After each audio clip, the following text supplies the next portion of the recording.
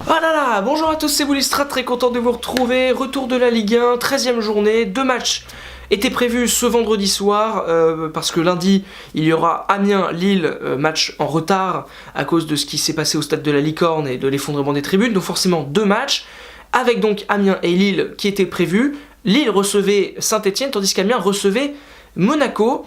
On va commencer par Lille-Saint-Etienne, si vous le voulez bien, victoire 3-1 des Lillois face aux Stéphanois. Alors évidemment, je suis super content pour cette équipe lilloise qui enfin enchaîne 2 bons résultats de suite, une victoire 3-0 face à Metz, une victoire 3-1 face à Lille, 3 buts encore une fois ce soir. En plus, la plupart les buts ne sont pas dégueux du tout. J'aime particulièrement le premier que je trouve très intéressant, le troisième aussi, encore une fois El Ghazi au centre pour Poncé qui conclut.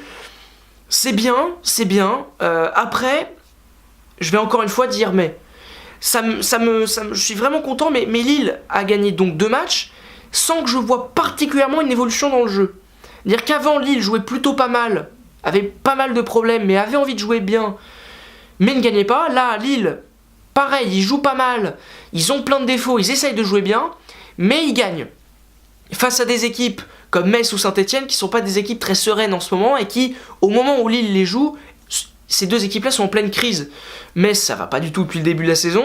Et puis, on peut parler de Saint-Etienne, qui a été, ça a été d'un vide ce soir, encore une fois, dans la performance qui est inquiétant. En même temps, quand tu changes d'entraîneur, c'est pas facile. T'as pas un effectif de dingo non plus, donc c'est pas non plus très évident. Donc il y a une vraie crise à Saint-Etienne.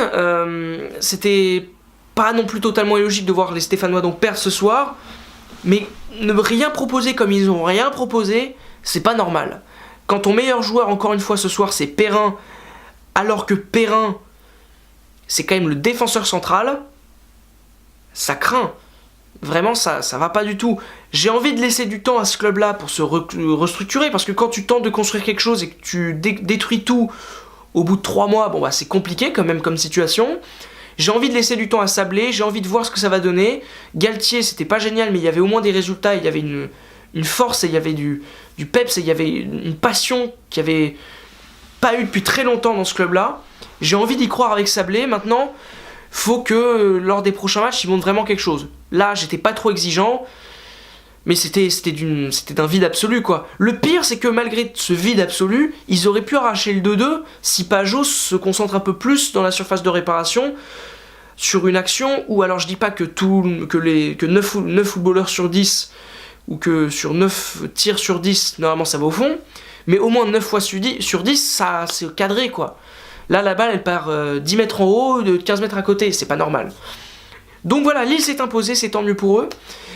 Et ils vont affronter lundi une équipe d'Amiens qui est évidemment moins forte sur le papier, mais qui est en confiance aussi. Après donc son match nul face à Montpellier, ils ont donc fait match nul face à Monaco, quand même une grosse proie. Match nul, un but partout.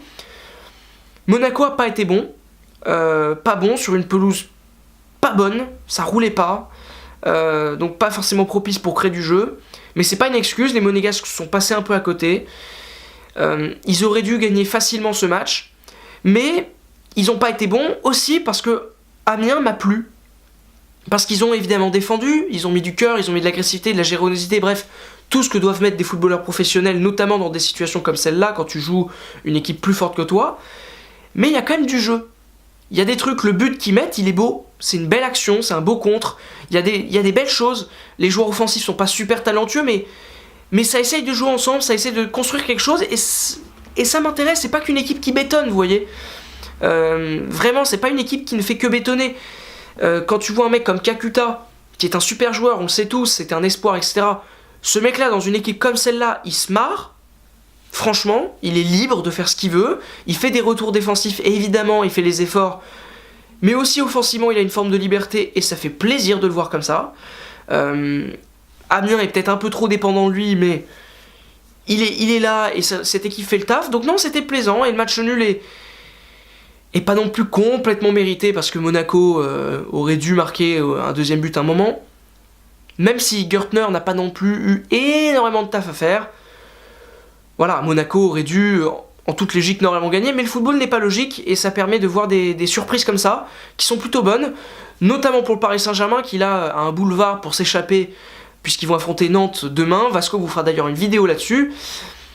S'ils n'arrivent pas à gagner, je me poserai quand même pas mal de questions face à Nantes, et voilà, en cas de succès, ils prennent 6 points d'avance, donc c'est quand même déjà une avance assez conséquente sur le championnat de France. Donc voilà, merci beaucoup d'avoir écouté cette vidéo, regardé cette vidéo.